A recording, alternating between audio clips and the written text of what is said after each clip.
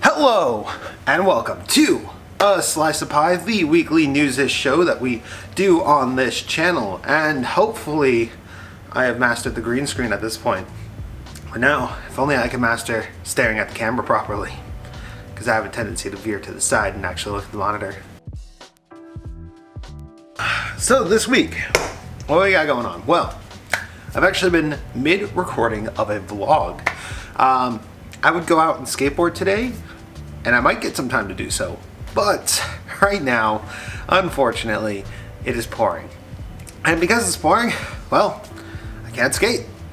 Actually, I think I have a GoPro time lapse of how nasty it has been the last few days. We have like a surprise tropical depression here in Florida. It wasn't actually a storm until, well, recently. So, yeah, that's kind of happening right now.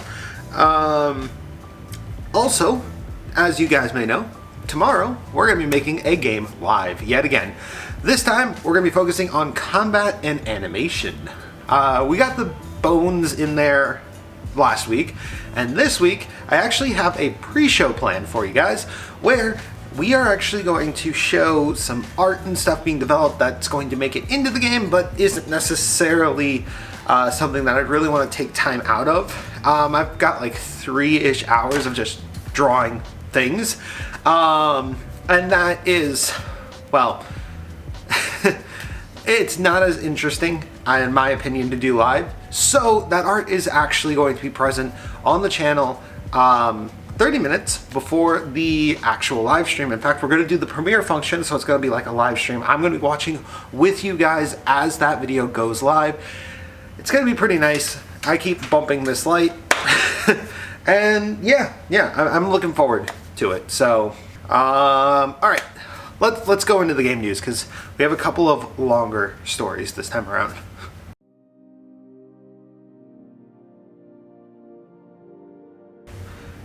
Game news. What do we have going on in the game news? Well, Nintendo graced us with a rather suspicious tweet thanking us for going on our Odyssey this summer, but also talking about Sunshine. And Mario's model is slightly different. There's textures on him like fingernails that have never been on Mario before. It's almost as if they're hinting towards something, and he's eating a watermelon. What can this mean? Could this mean Sunshine 2? Maybe. In fact, actually, there's a really funny video that you can watch on YouTube that I'm going to link. It's an Arlo video where he goes all conspiracy theory on it.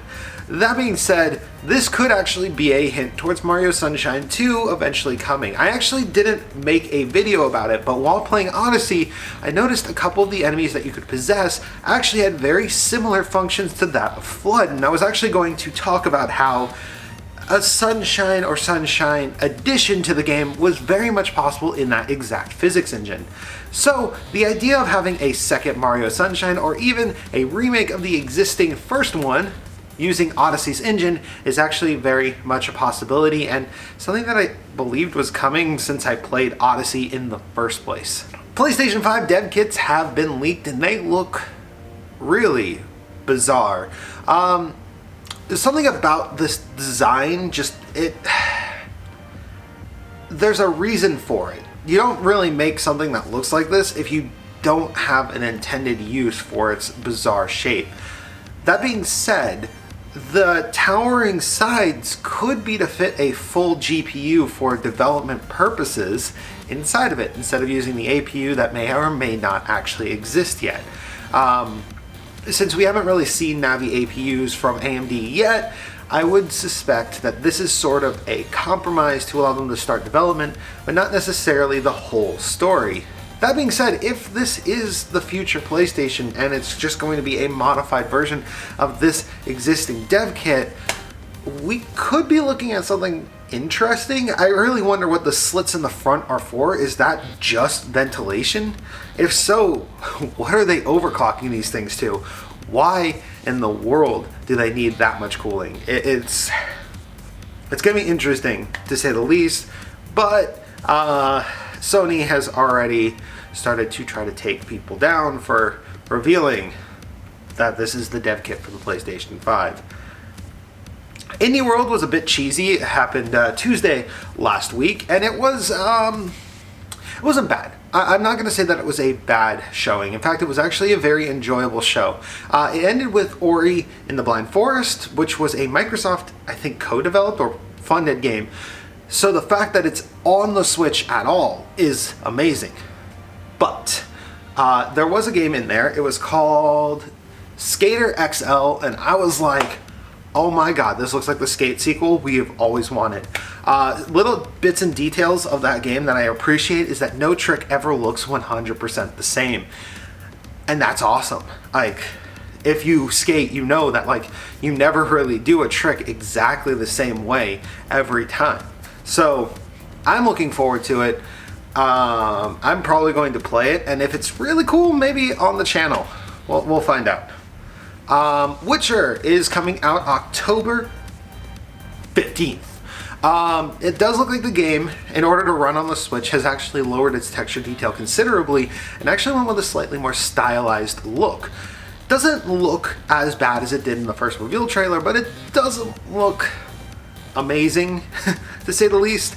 That being said, I'm looking forward to it. I have The Witcher on the PC. I can run it at its absolute maximum at all times. But it might be cool to actually kind of play it on the go, because it's a long game and, well, I don't have time for anything. Mortal Kombat 11 DLC, Mortal Kombat 11's DLC characters have been announced, with standouts being the Joker, Spawn, and Arnold Schwarzenegger. I don't care what you say, that's not the Terminator, that's just straight up Arnold Schwarzenegger. They like made him look older, like he looks now. Yeah, it's kind of cool, but also a little like, Mortal Kombat's such a weird game. And then finally, a story that's might actually make ray tracing worth it. Minecraft, after its super shader pack was canceled, is getting a ray tracing feature. Now, it is the RTX ray tracing, so you will have to have a Nvidia card, but if AMD creates their own AMD ray tracing, I'm sure it will be supported as well. But it does make Minecraft look a tad better. Lighting is a huge aspect in how a game looks. So combine the ray tracing with a good texture pack, and I'm sure you're going to have a great time, and your computer is going to hate you for it. But speaking of computers, let's go into the tech news, because tech news.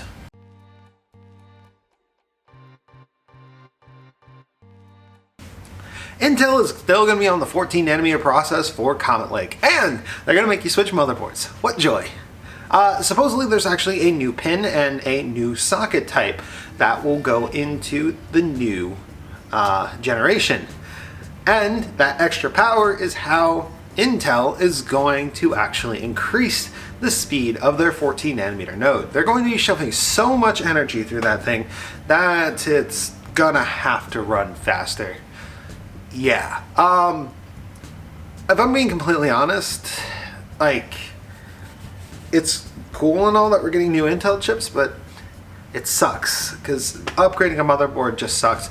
And then they are, of course, adding new features, but to be completely honest, they're not features that didn't exist. They're just features that have been kind of walled off outside of the server market. So give or take, get excited if you want to.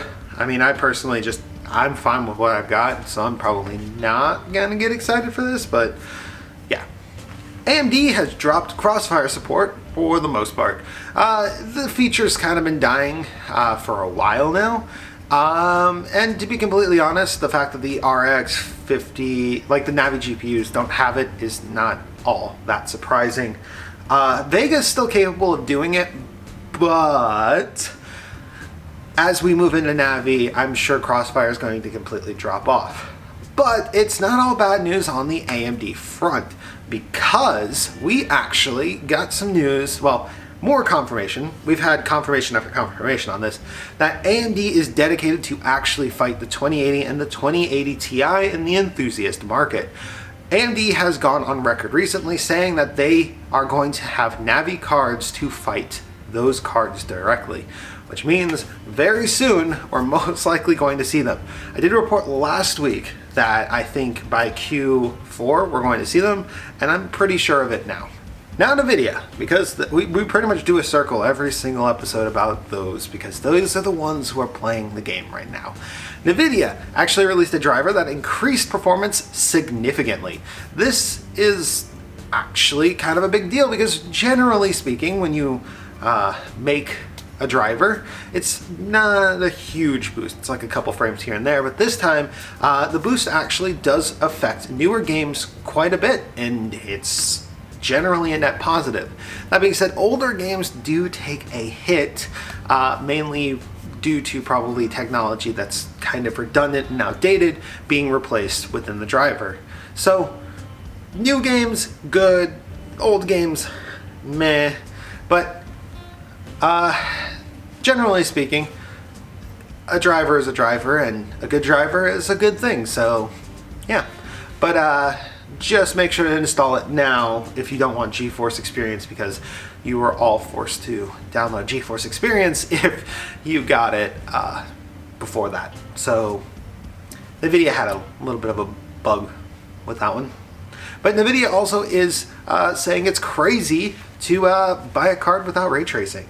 Now, this is funny because Nvidia sells cards without ray tracing.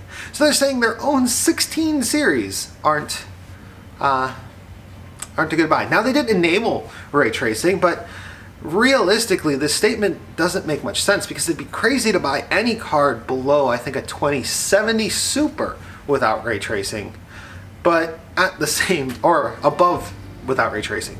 There, those are the words we're looking for. Because realistically, ray tracing doesn't work well on anything below the 2070 Super. And realistically, it's like the 2080 Super and 2080 Ti that you really want to be playing your RTX games with. Speaking of the 2080 Ti, we might actually have a 2080 Ti Super, because why not? Nvidia pretty much is determined to maintain having the most powerful GPU in the market, and if AMD actually does challenge them soon, we're probably going to see that 2080 Ti Super, especially if Navi actually can hit the 2080 and at a lower price, because that's just AMD style. So realistically, we did see a testing in a benchmark thing for the 2080 Super, or Ti Super, but I honestly don't think we're going to get an announcement for it until after AMD fully announces the RX 5800 series and the 5800 XT, because I mean, they're already knocking on the door of the 2070 and the 2070 Super, so it is seeing them like leapfrog over would probably cause Nvidia to have to release something like a RTX 2080 Ti. And then let's actually get out of those three and talk about some other things. YouTube accidentally deleted a bunch of videos about BattleBots for animal cruelty. Looks like our YouTube AI overlords have pretty much decided that robot kind should be treated equally. People for the ethical treatment of robots. Pater. I am sure that already exists, and that's the sad part. But it was a mistake. The main reason that the algorithm thought that these videos were related to animal cruelty is because robot cage matches happen in a very similar setup to cockfighting or any other type of cage match involving animal cruelty. So the algorithm just kind of assumed based off the context, not the content, that it was animals fighting instead of robots. And finally, are you ready for Chromium Edge? Because it's coming real soon.